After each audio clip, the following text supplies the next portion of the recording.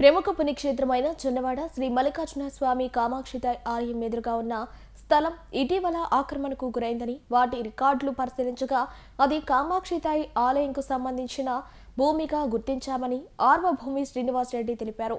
బుధవారం ఆలయ చైర్మన్ తిరువూరు అశోక్ రెడ్డి పాలకమండలి సభ్యులతో కలిసి ఆయన విలేకరుల సమావేశం నిర్వహించారు. ఈ సందర్భంగా ఆయన మాట్లాడుతూ 1944లో శ్రీశైలం శివయ్య అనే వ్యక్తికి నెలకు ₹1 చొప్పున లీజుకి ఇవ్వడం జరిగిందని, 1953 నుండి లీజ్ చెల్లించలేదని, దీంతో అప్పట్లో దామా వేసి కావలి కోర్టులో కేసు వేయడం జరిగిందన్నారు. దేవస్థానం సంబంధించి దేవస్థానం ఆర్చి దగ్గర ఉండే ల్యాండ్ గురించి వివాదాస్పదంగా తయారైతే ఆ ల్యాండ్ దేవస్థానం నమోదై ఉంది. 1934 సంవత్సరం ప్రాపర్టీ రిజిస్టర్లో ఆ దేవస్థానం భూమిగా పూల తోటగా నమోదై ఉంది. అదేవిధంగా ఆ భూమిని 1944 శ్రీశైలం శివయ్య అనే ఆయనకి లీజుకి ఇవ్వడం జరిగింది. నేల బాడుకి నెలకి ₹1 లెక్కన, అది నెలకి ₹1 లెక్కన అయ్యి ఉంది.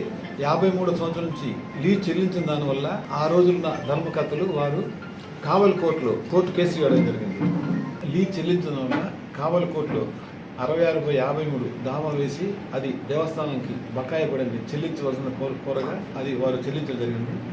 అప్పటి నుంచి ఆ పొలం ఖాళీగా ఉన్నది, నీటిపారుదల సౌకర్యం లేక ఖాళీగా ఉన్నది. అది వారి కిందే ఉన్నది. దాని గురించి ఎవరు పట్టించుకోక అనాదరంగా ఉన్నది. 2024 సంవత్సరంలో మే నెలలో అది దేవస్థానం భూమిగా ఫ్లాట్ వేసడానికి అమ్మకాన్ని జరిగితే అప్పుడు గ్రామస్తులందరూ దేవస్థానం భూమిని దాన్ని కాపాడవలసిందిగా కోరారు. ఆ దేవస్థానం భూమికి సంబంధించిన డాక్యుమెంట్లు అన్నీ తీసి అప్పుడు ఈ కావలి కోర్టులో ఉన్న ఆ డాక్యుమెంట్, ఆ హద్దులు అవన్నీ కూడా ఆ భూమికి సరిపోతున్నాయి. ఇప్పుడు ఏముందంటే ఆ సర్వే నెంబర్ మారింది, రీసర్వే జరిగింది. ఆ రీసర్వే జరిగినప్పుడు ఆ రీసర్వే నెంబర్ మారండి. వాళ్ళు అక్కడ కొనుక్కున్న వాళ్ళు ఏంటంటే ఈ సర్వే నెంబర్ కాదంటున్నారు. ఈ విషయం గురించి సర్వే చేసి పాత రికార్డులు కూడా పరిశీలించి ఇది దేవస్థానం భూమి లేకపోతే ప్రైవేట్ వ్యక్తుల భూమి సర్వే చేసి చూపించవలసిందిగా తహసీల్దార్ వారిని, రెవెన్యూ డివిజన్ ఆర్డీఓ గారిని కోరడం జరిగింది. వారందరూ కూడా వచ్చి సర్వే చేశారు. ఇంకా సర్వే రిపోర్ట్ ఇవ్వాల. కొత్తగా ఒక 4 రోజుల ముందు దాన్ని చదువు చేసి లేఅవుట్ లాగా చేసి హద్దుల రాళ్ళు నాటి రోడ్డు ఫామ్ చేస్తుంటే ఆ విషయం తెలుసుకొని మేము ఆపి వారి మీద బుచ్చి తహసీల్దార్కి కంప్లైంట్ చేయడం జరిగింది. పోలీస్ కంప్లైంట్ కూడా చేయడం జరిగింది. వారు వచ్చి ఇక్కడ పరిశీలించి ఈ భూమి ఎవరితో తేలే వరకు పనులు చేయొద్దని చెప్పి తహసీల్దార్ గారు స్వయంగా వచ్చేసి రెవెన్యూ వాళ్ళు, సర్వేయరు, విఆర్ఓ అందరూ వచ్చేసి వారిని పనులు ఆపడం జరిగింది. ఇప్పుడు సర్వే చేసి 1 వారంలో రిపోర్ట్ ఇస్తాను, అప్పుడు దాకా ఎవరు ఏం దాని దోలిపోవద్దు అని చెప్పడం జరిగింది. ఈ భూమి దేవస్థానం ఉందని చెప్పి తెలుసుకున్న తర్వాత దానికి సంబంధించిన రికార్డులంతా మేము సేకరించి నెల్లూరు ఆర్డీఓ కోర్టులో రిజిస్ట్రేషన్ జరుగుతున్నాయి కదా, దొంగ రిజిస్ట్రేషన్ జరుగుతున్నాయి, అన్నీ కూడా రద్దు చేసి దేవస్థానం పేరు నమోదు చేయవలసిందిగా మేము కోరి ఆర్డీఓ కోర్టులో లాయర్ ద్వారా కేసు వేస్తున్నాం. అక్కడ ఆర్డీఓ కోర్టులో మొదలుపెట్టున్నాం. అక్కడ ఇదే విధంగా ఇనుకుత్తిలో దేవస్థానం ల్యాండ్ 19 ఎకరాల చిల్లర ఉంది. అక్కడ అది కూడా దేవస్థానానికి కోర్టు ద్వారా సంక్రమించింది. చిట్టేపల్లిలో దేవస్థానం భూములు ఉంటే దానికి మత్తా కట్టకపోతే వాళ్ళ ఓన్ ప్రాపర్టీస్ మీద డిగ్రీ అయినాయి. ఆ 19 ఎకరాల కూడా మేము స్వాధీనం చేసుకున్నానికి ఆర్డీఓ కోర్టులో కేసు వేసిన జరిగింది. దేవస్థానం ఆస్తులన్నీ పరిరక్షించడానికి మా వంతు కృషి చేస్తున్నాము. దీనికి మా గౌరవ శాసనసభ్యురాలైన వేమిరెడ్డి ప్రశాంత్ రెడ్డి పూర్తి సహాయ సహకారాలు అందించడం జరుగుతుంది. ఎక్కడున్నా కూడా దేవస్థానం ఆస్తులు కాపాడండి, మీకు కావాల్సిన సహాయాన్ని నేను చేస్తాను. దేవస్థానం కూడా అభివృద్ధి పదంలో తీసుకోబోతాము. మీకు ఏం కావాలో చెప్పండి, మా వంతు సహాయ సహకారాలు అందిస్తామని చెప్పని గౌరవ శాసనసభ్యురాలు అయితేమి, మన గౌరవ రాష్ట్ర దేవాదాయ శాఖ మంత్రులు ఆనవ రామనారెడ్డి గారు, అదేవిధంగా మన ఎంపీ ప్రభాకర్ రెడ్డి గారు కూడా మాకు సూచించడం జరిగింది. దేవస్థానంకి ఏమి కావాలన్నా కూడా మేము చేస్తాము, మా సహాయ సహకారాలు తీసుకోండి అని చెప్పిన తర్వాత గత సంవత్సరం కూడా నవరాత్రుల్లో వారి సహకారంతో ప్రత్యేక లైటింగ్ డెకరేషన్, ప్రసాదాలు, పుష్పాలంకరణ, అదేవిధంగా సాంస్కృతిక కార్యక్రమాలు కూడా వాళ్ళ సొంత నిధులతో ఏర్పాటు చేయడం జరిగింది. ఈ సంవత్సరం కూడా లైటింగ్ డెకరేషన్ మొత్తం కూడా మన గౌరవ శాసనసభ్యురాలైన ప్రశాంతమ్మ, ప్రభాకర్ రెడ్డి గారు వారి సొంత నిధులతో ఏర్పాటు చేయడం జరిగింది. ప్రత్యేక పుష్పాలంకరణ కూడా వారి ఆధ్వర్యంలో కొన్ని రోజులు చేయడం జరిగింది. దేవస్థానం భూములు పరిరక్షించడానికి మా వంతు సహాయ సహకారాలు అందించవలసిందిగా వారందరినీ కోరుతున్నాము. రెవెన్యూ వాళ్ళు కానీ, మన మీడియా మిత్రులు కానీ అందరినీ కూడా వారి సహాయ సహకారం అందించవలసింది కోరుతున్నాము. దేవస్థానం భూములన్నీ కూడా రక్షించేదానికి, ఆస్తులు స్వాధీనం చేసుకునేదానికి మా చట్టబద్ధంగా మేము తీసుకున్న దానికి అన్ని ఏర్పాటు చేసుకోవడం జరుగుతూ ఉంది. ఎక్కడా కూడా కాంప్రమైజ్ అనేది.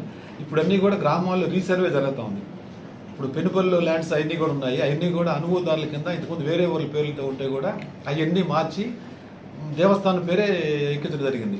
రీసర్వే అయిన తరపుది దేవస్థానం భూములు పరిరక్షించదని మా వంతు చర్యలు అన్నీ తీసుకుంటా ఉన్నాం. దానికి మీరందరూ కూడా సహకరించవలసింది కోరుతున్నాం. ఏ విధంగా కూడా మేము ఆక్రమణకు గురయ్యేటట్టుగా ఏ విధంగా మేము వారికి ఏ విధంగా అవకాశం ఇవ్వదలుచుకోలేదు. అన్నీ కూడా దేవస్థానం స్వాధీనం చేసుకుంటాం. అదేంటంటే వంతుల వారీగా రీసర్వే చేసి దాన్ని చట్టబద్ధంగా తీసుకోవడానికి మేము ఏర్పాటు చేసుకుంటాం. మన గౌరవ శాసనసభ్యురాలైన వేమిరెడ్డి ప్రశాంత్ రెడ్డి గారు వారి కోరిక మేరకు ఇక్కడ దేవస్థాన కార్యనిర్వాహకుడిగా బాధ్యత స్వీకరించడం జరిగింది. నేను 1/7/2024 ఈ దేవస్థానానికి ఈవోగా రావడం జరిగింది. అప్పటి నుంచి ఇప్పటి వరకు దేవస్థానం అమ్మవారి దేవస్థానానికి 2,06,04,533 రూపాయలు ఫిక్స్డ్ డిపాజిట్ చేయడం జరిగింది. దానిలో దేవస్థానం 85 లక్షలు, అన్నదానం 1,21,04,533 రూపాయలు ఫిక్స్డ్ డిపాజిట్ చేయడం జరిగింది. ఇవన్నీ కూడా అన్నదానం కానీ ఇది కానీ ఈ 15 నెలల కాలంలో దేవస్థానానికి మిగిలించిన డబ్బులు ఇది పర్మనెంట్గా ఫిక్స్డ్ డిపాజిట్లోనే ఉంటుంది. దీని ద్వారా వచ్చే ఆదాయం వడ్డీలు మాత్రమే వాడుకోవడం జరుగుతూ ఉంది. ఇంత మొత్తం ఈ దేవస్థాన చరిత్రలో ఎప్పుడు ఇలా ఇంత ఇంత ఇంత ఈ 15 నెలల కాలంలో ఇంత మొత్తం ఎప్పుడు ఇలా దీనికి జాగ్రత్తగా చేయమని చెప్పి అనవసరం ఖర్చులు తగ్గించమని చెప్పి మన గౌరవ శాసనసభ్యులైన వేమిరెడ్డి ప్రశాంత్ రెడ్డి గారి సూచనలతో ఇవన్నీ చేస్తా ఉన్నాం. మాకు ఆమె అండదండలు ఉన్నంత కాలం దేవస్థాన అభివృద్ధి పనులు తీసుకుపోయేదానికి మా వంతు పూర్తి స్థాయిలో పనిచేయడం జరుగుతూ ఉంది.